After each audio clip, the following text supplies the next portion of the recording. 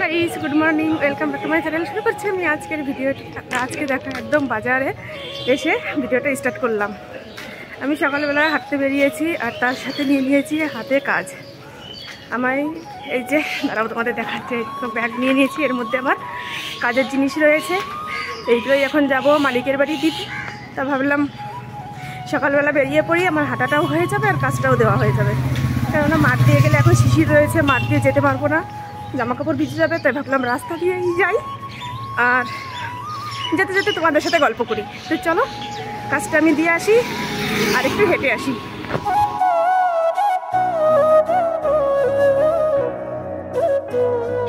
মাকে চা দিয়ে আসলাম আর এই যে আমার জন্য এক কাপ নিয়ে আসলাম। মর্নিং ওয়ার্ক করতে অনেক সকালে চলে এসেছি। আমি ঘুম থেকে উঠেছিলাম 6টার সময় আর 7টার সময় ঘুরে চলে এসেছি। বাড়ি এসে অনেক কাজ করলাম। এই দেখো উঠোন ঝাড় দিয়েছি, ছড়া দিয়েছি, এবার ঘর ঝাড় দিয়েছি, বাসন মেজেছি, বিরাস করেছি, তারপরে চা করে নিয়ে এই যে তোমাদের সামনে এখন আসতে পারলাম। তা চলো চাটা খাই। আর এখন প্রায় 8টার বেশি বাজে, কিন্তু এখনও দেখো বাইরের দিকটা কুয়াশা রয়ে গেছে, এখনও কুয়াশাটা কাটেনি। সকালবেলা তো প্রচণ্ডই কুয়াশা ছিল, সেই কুয়াশাটা তোমাদের আর দেখাতে পারিনি, কারণ আমি রাস্তায় তো অতটা ভিডিও করিনি তোমাদের, এর জন্য কোনো কিছু শেয়ার করতে পারিনি। হাতে ব্যাগ ছিল, প্রচণ্ড ভারী ছিল ব্যাগটা, এর জন্য ব্যাগ নিয়ে হেঁটে হেঁটে গিয়েছি, তো সব কিছু তোমাদের সাথে শেয়ার করিনি। তা চলো আজকে সারাদিন কীভাবে কাটাই, কী করি না করি সব কিছুই তোমাদের সাথে শেয়ার করব। আর আজকে হচ্ছে পৌষ মাসের শেষের দিন। ভেবেছিলাম একটু কালী মন্দিরে যাব পুজো করতে, কিন্তু সেটা যাওয়া সম্ভব হচ্ছে না, অন্য একদিন যাব। কেননা যাওয়া সম্ভব হচ্ছে না, তার কারণ হচ্ছে আমার যে কোনো শাড়ি ধোয়া আছে সেটা আমি এখনও সঠিকভাবে বুঝতে পারছি না। মানে পরেছি, তুলে রেখেছি, ধুয়ে রেখেছি কি ধুয়ে রাখিনি, কোন শাড়িটা ধোয়া আছে কোনটা ধোয়া নেই বুঝতে পারছি না। তাই একটা শাড়ি ধুয়ে দেবো, সেই শাড়িটা পরেই আমি পুজো দিতে যাব। তো দেখি সামনের মঙ্গলবারে যেতে পারি। আর আজকে আমাদের বাড়ির পাশেই পৌষকালী পুজো হবে, সেখানেও যাব, গিয়ে তোমাদের সব কিছুই দেখাবো। চলো তাহলে পুরো ভিডিওটা তোমরা দেখতে থাকো।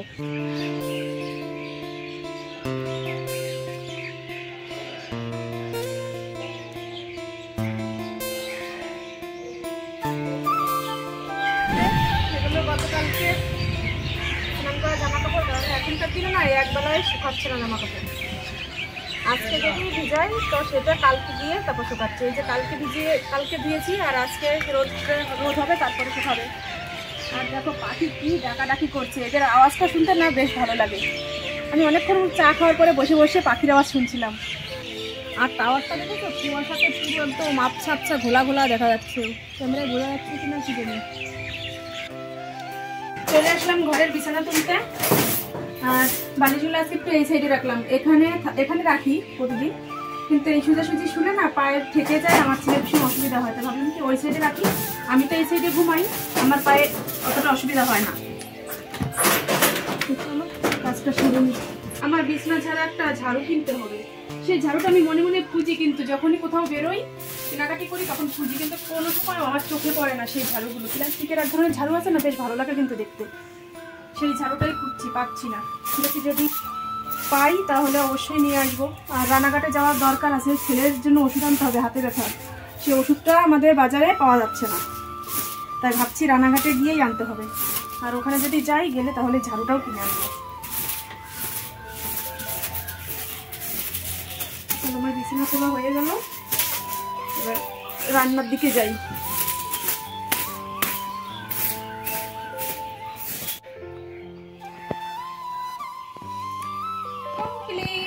কি ভালো লাগছে না দেখতে বিছানাটা।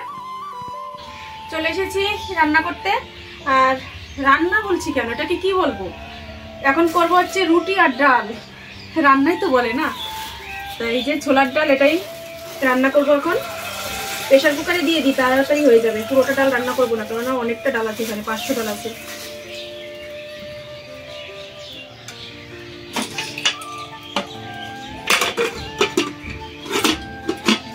দেখি নারকেল আছে ঘরে, ছেলে যদি নারকেল ভেঙে দেয়, ও তো পারবেও না ভেঙে, তোকেই বা কি বলবো, আমাকেই ভেঙে নিতে হবে। একটা নারকেল ভেঙে নারকেল চিকচিক করে কেটে ছোটো ছোটো করে তারপর নারকেল দেবো ডালের মধ্যে। নারকেল দিলে ছোলার ডাল বেশ ভালো লাগে আমার কাছে। আর এই যে আটাটা একটু চেলে নিয়ে তারপরে মাখবো। একটু বড় গামলায় নিলে ভালো হতো, এই যে রুটি আর ডাল রান্না করে নিয়ে চলে এসেছি। এই দেখো এই যে ডালটা করেছি, ডালটা বেশ ঘন ঘন হয়েছে, নারকেল দিয়েছি এর মধ্যে। কটা দেবো রুটি? 3টে দাও। 3টে দেবো? দেখো আমার ছেলে রুটি এত ভালো খায় যে বলছে 3টে রুটি দাও, আমি বলছি 2টো, বলছি 3টে। ঠিক আছে নাও। আর দেখো ওই যে আমাদের পুচকেটা বসে রয়েছে, ওকে বলছি এসে খেতে, কিন্তু ওর মোবাইল দেখার এতই নেশা, বলছে পিপি আমি এখন খাবো না, মোবাইল দেখে টেকে যখন ওর মনটা পুরো ভরে যাবে তারপরে খাবে। আর পাউরুটি দিয়েছি সকালে, ওই দেখো পাউরুটিটাও খায়নি, মেশিনের উপরে রেখে দিয়েছে। তো চলো খেয়ে নিই, খেয়ে তারপরে ফিরে আসছি। সকালের খাওয়া দাওয়া সেরে আবার দেখো চলে এসেছি রান্না করতে। তার আগে আমি কিছুটা টাইম সেলাইয়ের কাজ করেছিলাম। এই দেখো এখনও কাজ রয়েছে এখানে, কিন্তু এখন যদি সেলাইয়ের কাজ নিয়ে বসে থাকি তাহলে আর দুপুরের খাওয়া হবে না, তাই কাজটা বাদ দিয়ে চলে এসেছি রান্না করতে। কি রান্না করছি চলো তোমাদের দেখিয়ে দিই। এই যে কালকে হাটের থেকে শাক এনেছিলাম, সেই 4 রকম শাকের মধ্যে 1 রকম শাক আজকে কেটে নিয়েছি, আর এটা হচ্ছে চিংড়ি মাছ দিয়ে করছি। এটা হচ্ছে মটর শাক, 2 আঁটি মটর শাক এনেছিলাম, 2 আঁটি মটর শাকই বসিয়ে দিয়েছি। এতে ভেবেছিলাম 1 আঁটি করবো, কিন্তু ভাবলাম 1 আঁটি যদি শাক করি তাহলে আর 1 আঁটি শাক থেকে গেলে আমি অন্য শাকটা আবার খেতে লেট হয়ে যাবে, ওই জন্য 2 আঁটি শাকই একসাথে করে নিয়েছি। এর মধ্যে এখন চালের গুঁড়ো মেশাবো, তাহলেই ঘন্ট হয়ে যাবে। তা চলো আমি ঘন্টটা তাড়াতাড়ি রান্না করে নামিয়ে নিই, তারপরে তোমাদের ফাইনালি আর একবার দেখিয়ে দেবো। এই যে রান্না হয়ে গিয়েছে, দেখো ঘন্টটা নামিয়ে নিয়েছি। এর মধ্যে মটরশুঁটি দেওয়া রয়েছে আর চিংড়ি মাছ দিয়ে করেছি। একটা শাকই করেছি, আর সকালে ডাল বেঁচে গিয়েছে, সেই ডাল দিয়ে আর এই শাক দিয়ে হয়ে যাবে। আর রাত্রে তো আমাদের নিমন্ত্রণ রয়েছে কালী পুজোর, 2 জায়গা নিমন্ত্রণ রয়েছে, 2 বাড়ি যাব।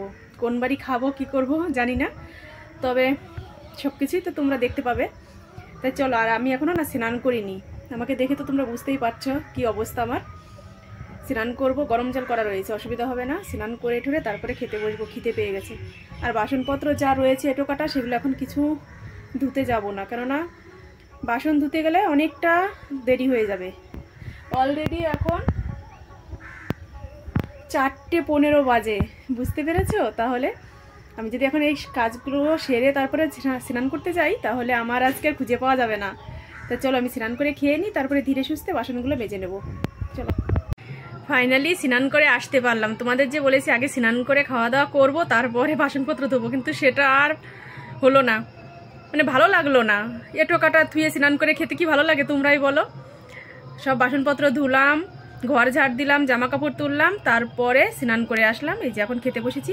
এই দেখো নিয়ে নিয়েছি সেই সকালের ডাল, বলেছিলাম যে সকালের ডাল রয়েছে, সেই ডালটা নিয়েছি একটু, আর এই যে শাকের ঘন্ট, আর এই যে ছেলের জন্য ওই যে নিয়ে নিয়েছি।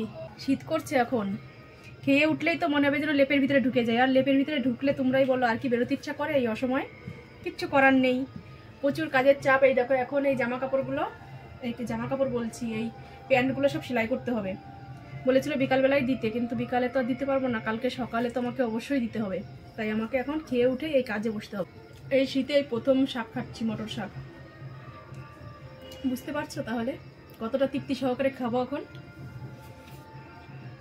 খাওয়া দাওয়ার পরে আর তোমাদের সামনে আসা হয়নি। এখন রাত 8টা বাজে, এখন আসলাম। দেখো আমি কম্বলের ভিতরে শুয়ে রয়েছি, আমি কাজে বসতে পারিনি, এতটাই খারাপ লাগছিল যে আর বসা সম্ভব হচ্ছিল না, এর জন্য খেয়েই আমি ঢুকে পড়েছি। প্রায় 2 ঘন্টার মতো আমি শুয়ে রয়েছি। আর এখন তো একটু যাব অনুষ্ঠান বাড়ি, পুজো হচ্ছে সেখানে যাব, আর ফাংশন নাকি হবে, কি অনুষ্ঠান হবে, বাচ্চাদের নাচ গান কবিতা আবৃত্তি এসব কিছু হবে। তো চলো দেখা যাক কী কী হয়, সেসব তোমাদের একটু ভিডিও শ্যুট করব, দেখাবো। দেখো শীতের মধ্যে উঠে এখন আবার রেডি হয়ে নিলাম। তো এখন যাই একটু দেখে আসি কি হচ্ছে অনুষ্ঠান। তো চলো ওখানে গিয়ে তারপরে তোমাদেরও দেখাচ্ছি। যারা যে কারণে অংশগ্রহণ করেছে, আবৃত্তি, কেউ নাচ, কেউ গান, প্রত্যেকে খুব ভালো করেছে। সকলের জন্য আমাদের কমিটির পক্ষ থেকে এবং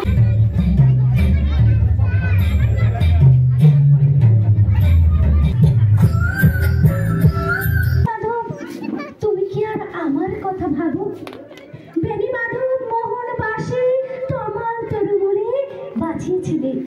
আমি তখন মালতী স্কুলে ডেস্কে বসে অঙ্ক করি, ছোট্ট ক্লাস ঘর, বাইরে দিদিমণির পাশে দিদিমণির বর। আমি তখন 9ম শ্রেণী, আমি তখন শাড়ি, আলাপ হলো বেনি মাধব সুলেখাদের বাড়ি। বেনি মাধব লেখাপড়ায় ভালো, শহর থেকে বেড়াতে এলে আমার রং কালো। তোমায় দেখে এক দৌড়ে পালিয়ে গেছি ঘরে। বেনি মাধব আমার বাবা দোকানে কাজ করে। এরা যেন ভবিষ্যৎ জীবনে আরো অনেক দূর পৌঁছে যেতে পারে। সবাই সকলে হাততালিতে উৎসাহিত করবে। ছিল সে আবৃত্তি করেছিল পান্ড বিশ্বাস। এই পান্ড বিশ্বাসের কাছে পুরস্কার ছিল আমার ক্লাবের ছিল পান্ড্য মানুষের হাত থেকে মৃত্যু। আমাদের বসাক বাবু আবৃত্তি করেছিলেন। হরে কৃষ্ণ বসাক মহাশয়, এবার চালাও। হরে কৃষ্ণ বসাক মহাশয়কে মন্ত্রী যেতে বলছি। হাততালি জোর করে হাততালি সকল উৎসাহ দেবে, আরো এগিয়ে যান জীবনে, এটা আমরা কামনা করি এবং আশীর্বাদ করবে যেন আরো বড় হয়, আরো এগিয়ে যায়।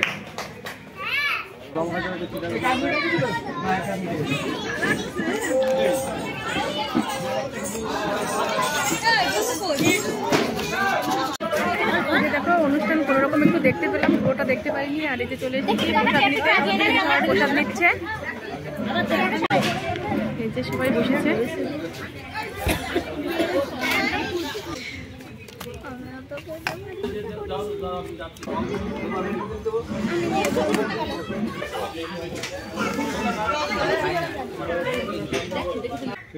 এই দেখো এখন এসেছি আমি ঠাকুর দেখতে, আর পুজো টুজো করে ঠাকুরও ডোবানো হয়ে গেছে। এখন শুধু ওই যে প্রদীপটা জ্বলছে, ওই প্রদীপ দেখা যাচ্ছে।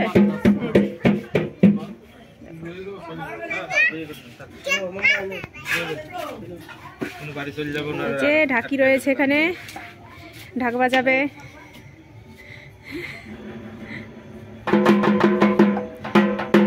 দেখাই যাচ্ছে না, মুখ অন্ধকার হয়ে গেল, অন্ধকার করছে।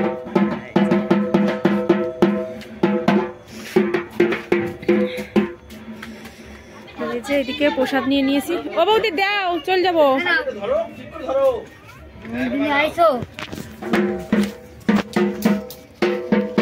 এই যে প্রসাদ নিয়ে নিয়েছি।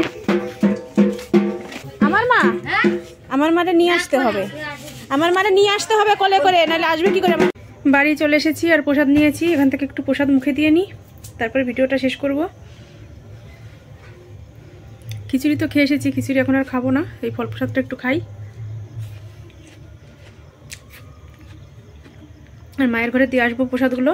তাহলে চলো আজকের ভিডিওটা এই পর্যন্তই। ভিডিওটা কেমন লাগলো তোমাদের, তোমরা লাইক করে দিও আর কমেন্ট করে জানিও।